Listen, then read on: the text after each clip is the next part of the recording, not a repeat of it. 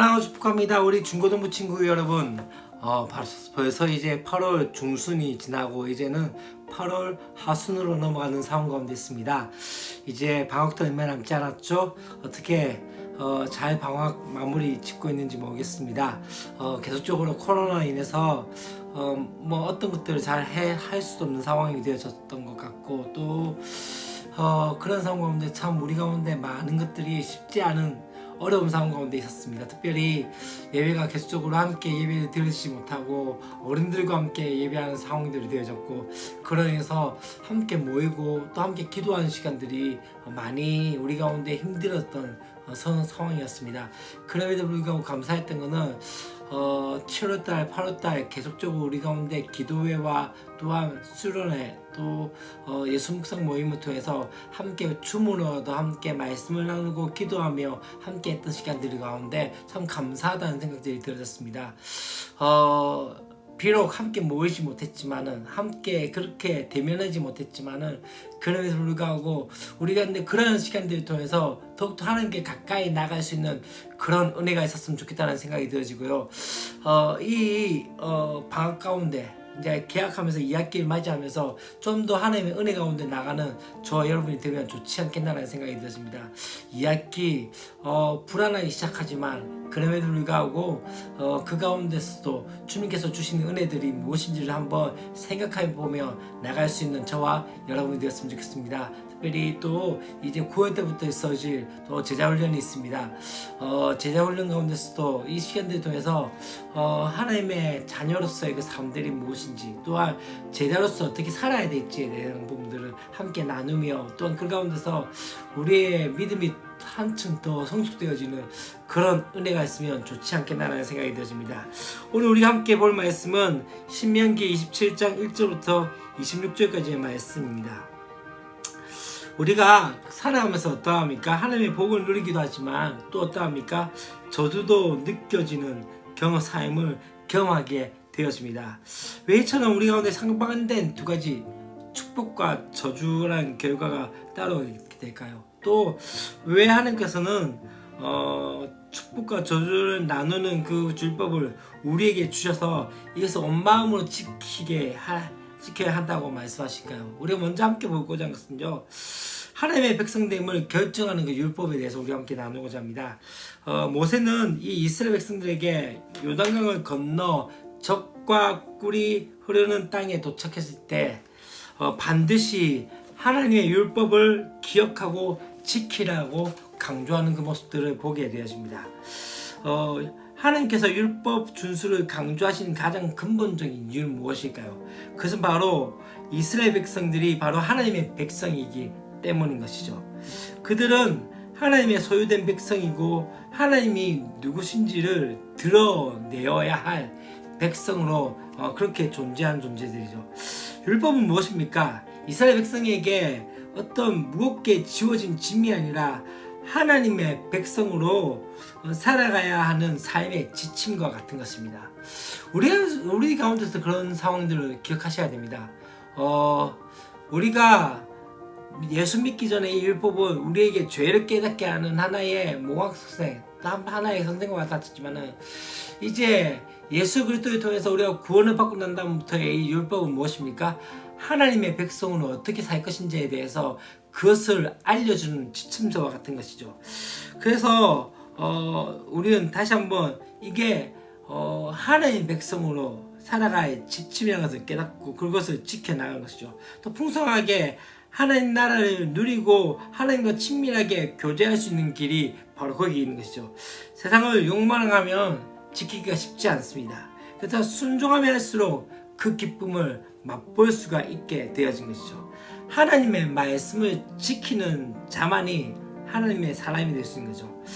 그분을 향한 사랑과 어떤 경외가 바로 말씀에 대한 태도에서 드러나게 되어집니다. 여러분은 어떠하시죠? 여러분은 예배 가운데 말씀을 읽을 때, 말씀을 볼 때, 또 말씀 묵상할 때 그 말씀 가운데 진짜 하나님을 사랑하는 마음으로 함께 나아가고 있는지, 아니면은 그냥 대충 그냥 그렇게 보고 있는지 다시 한번 생각해 보았으면 좋겠습니다. 두 번째는 축복과 저주를 결정하는 그 율법을 보게 되십니다. 하나님께서 율법을 주시고 반드시 지켜 행하라고 명령하신 것들을 보게 되십니다. 이 율법 주수는 선택이 아니라 필수라는 것을 기억하십시오. 이 율법을 지켜 행하는 태도에 따라서 축복과 저주가 결정된다는 것이죠. 절대 잊지 말도록 시청각으로 교육하시는데 어떻게 합니까? 에발산과 그림신산 두 곳에서 12지파를 나누어서 올라가게 하고 각각 그곳에서 저주와 축복과 저주를 선포하게 하십니다. 이것은 자신들의 운명을 스스로 정하도록 맡겨졌음을 인정하라는 것이죠. 우리는 하나님을 어떤 분을 알고 있습니까? 복을 주시지만 또한 저주도 하시는 분인 것들을 기억하셔야 합니다. 사랑하고 용서하고 기다리시지만 또 한 가지는요, 우리가 돌아가기 전까지 결코 가까이 할 수 없는 분인 것을 알고 있습니까? 그 갈림길에서 나는 지금 어떤 선택을 하고 있죠? 과연 축복의 길을 가고 있는지 저주의 길을 가고 있는지. 이제 이 축복을 위해서 저주를 선언하는 모습을 보게 됩니다. 먼저 에발산에서 무엇을 하게 되죠? 저주가 선포되어집니다. 여기에 등장하는 저주의 내용은 하나님의 백성으로 해서는 안 되는 일들로 구성되어 있는 것을 보게 됩니다. 하나님께서 싫어하시는 일을 하면서 하나님의 백성이라고는 할 수 없죠. 부정하고 가증한 일에 손과 발을 옮기고 세속적인 가치관에 의식이 점령되어지고 하나님의 사람이라고 그렇게 인정받을 수 없는 이들을 한 것은 그 하나님의 사람이 될 수 없는 거죠. 역사적으로 저주의 경고는 축복을 주시려는 하나님의 무엇일까요? 마음을 반영한 것을 보게 되었습니다. 축복을 위한 저주입니다. 위험하니 절대로 그 길로 가지 말라는 어쩌면 사랑의 호소와도 같은 것이 아닌가라는 생각이 들어집니다. 어쩌면 사실 우리 가운데 율법이라는 것은 무거운 짐같이 여겨질 때였습니다.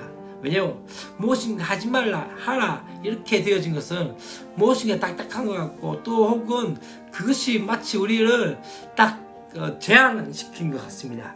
그렇지만 하나님의 백성의 길을 선명하게 드러내주고 또 어떠합니까? 바로 우리의 그릇된 욕망을 점검하고 진정한 생명과 자유를 누릴 수 있는 길을 보여주기도 하는 것이 바로 이 율법이라는 것을 기억하십시오.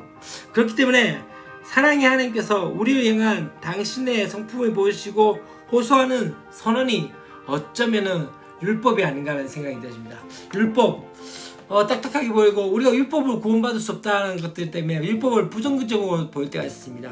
그러나 이 율법을 통해서 우리가 또 기억해야 할 것은 율법을 통해서 하나님의 백성이 어떻게 살아야 될지에 대해서 이야기하고 있기 때문에 그렇기 때문에 우리는 다시 한번 율법을 보아야 하고 또한 그 율법을 알아야 하며 또한 그 율법 가운데 말씀 가운데 다시 한번 우리의 삶을 헌신할 수 있는 그것들이 필요하지 않을까라는 생각이 들어집니다. 그렇기 때문에 그러한 은혜 가운데 나갈 수 있는 저와 여러분 되었으면 좋겠습니다. 내일도 우리가 기쁜 마음으로 함께 만나뵀으면 좋겠고요. 특히 오늘까지 이제 예수 묵상이 이제 단체로 함께하는 예수 묵상은 끝나게 되어지고 이제 17일부터는 어떻게 됩니까? 개인적으로 함께하는 개인적으로 하는 예수 묵상이 진행이 되어집니다. 한 명 한 명이 여러분들이 스스로가 한번 그 묵상들을 해가면서 하나님께서 우리에게 주신 말씀이 무엇이고 그 은혜가 무엇인지를 한번 누릴 수 있는 저 여러분이 되면 좋지 않겠나. 우리 선생님들도 함께 그 일에 함께 동참하면 좋지 않겠나라는 생각이 드십니다. 우리 또 내일도 함께 뵈었으면 좋겠습니다. 사랑하고 축복합니다. 안녕.